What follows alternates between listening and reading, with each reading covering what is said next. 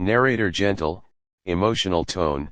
This is the story of a man who had everything: power, wealth, respect, until life took it all away.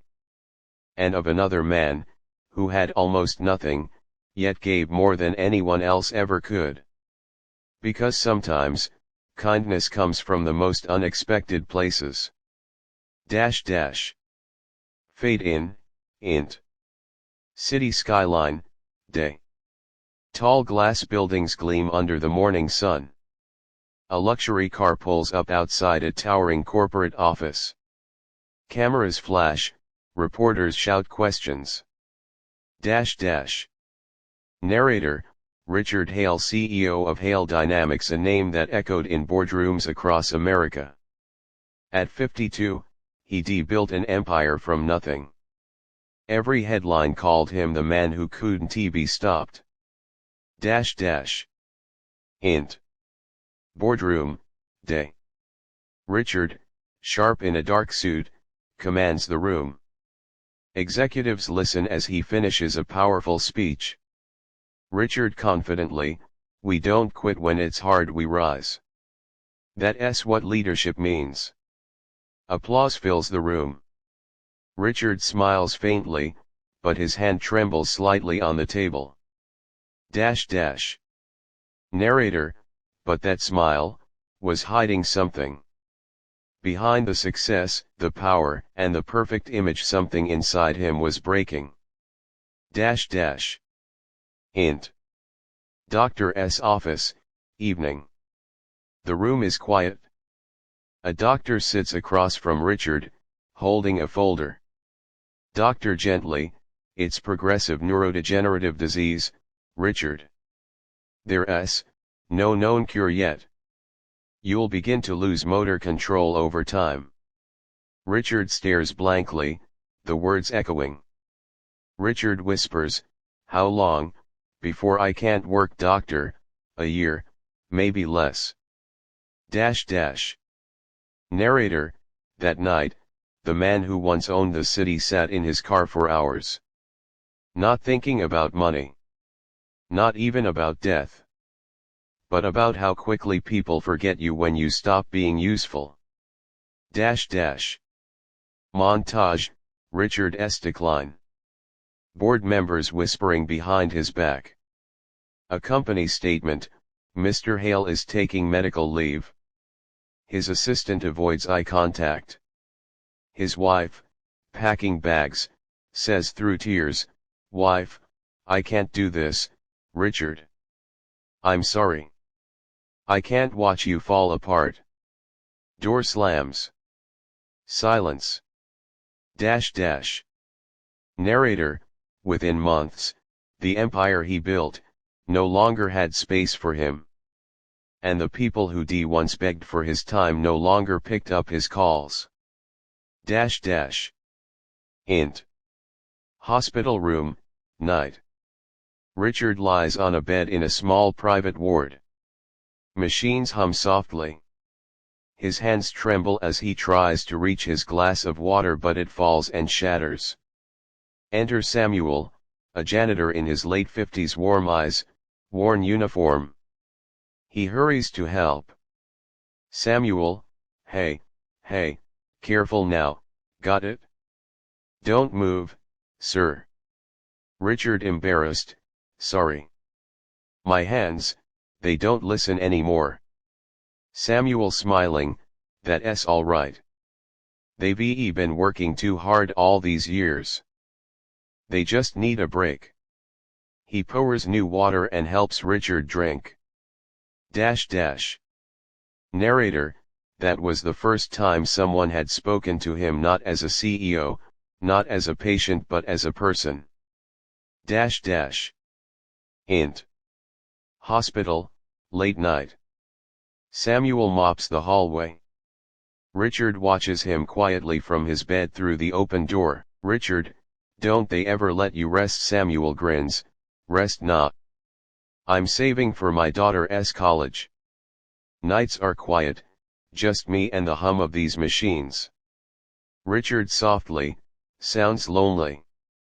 Samuel, "Maybe. But I meet good people sometimes. Like you. Richard's eyes glisten. Dash dash. Narrator, night after night, the janitor stopped by his room. Sometimes just to talk, sometimes to pray, sometimes, just to sit. Because silence feels different when someone shares it with you. Dash dash. Int. Hospital room, day.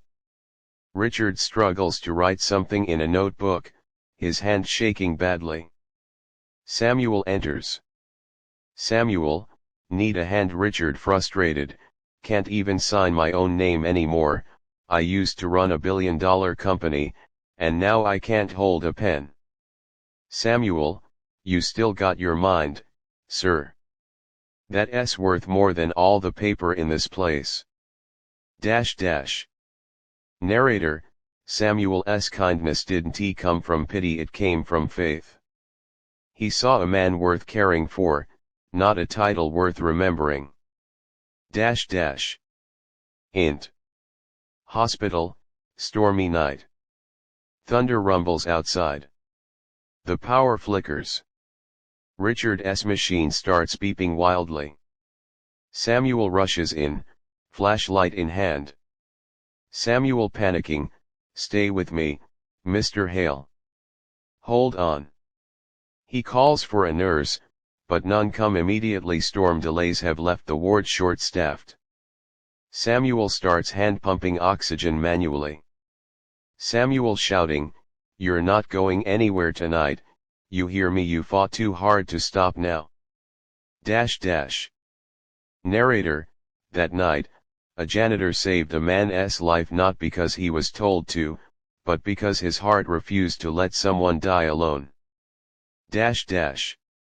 Int. Hospital, morning after. Doctors rush in, stabilize Richard.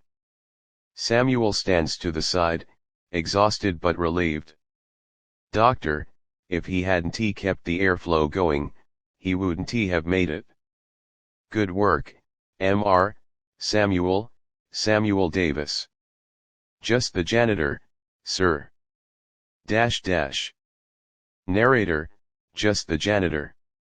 But to Richard, he had become the only person who didn't walk away. Dash dash. Int. Hospital room, few weeks later. Richard is slightly better. He gestures for Samuel to bring him his old leather notebook. Richard weak smile, you ever think about doing more, Samuel? You're wasted in these halls. Samuel chuckling, oh, I do enough, sir. I help clean up after miracles. Richard, you've done more for me than anyone else ever did. And I never said thank you. Samuel, you don't have to. Just, get better. That's thanks enough. Dash dash. Narrator, but Richard knew he might never get better. So, he did something else instead. Dash dash. Montage, months later. Lawyers visiting the hospital. Richard dictating weekly as Samuel listens. A foundation being registered under the name the Hale, Davis Trust. Dash dash. Narrator, he used the last of his fortune to start a charity. One that funded education for hospital workers' families, janitors, and cleaners. The people who keep hope alive when no one else sees them. Dash dash. Int. Hospital garden, day. Richard sits in a wheelchair, sunlight on his face. Samuel beside him, holding coffee. Richard, I built skyscrapers, Samuel. But none of them ever made me feel this tall. Samuel smiling, guess you finally found something that doesn't crumble. Kindness. Dash dash. Narrator emotional, reflective, when Richard Hale passed 6 months later, the boardroom he once ruled didn't send flowers. But hundreds of janitors, nurses, and students stood outside the hospital, holding candles. Because one man had finally used his power, to lift others. And at the front of the crowd stood Samuel. Not crying, not mourning, just smiling at the sky.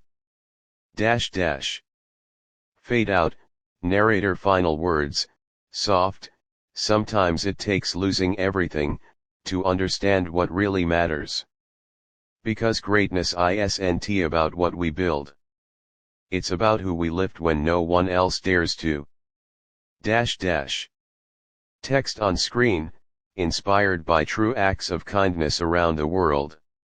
The Hale Davis Foundation, a symbol of unseen heroes.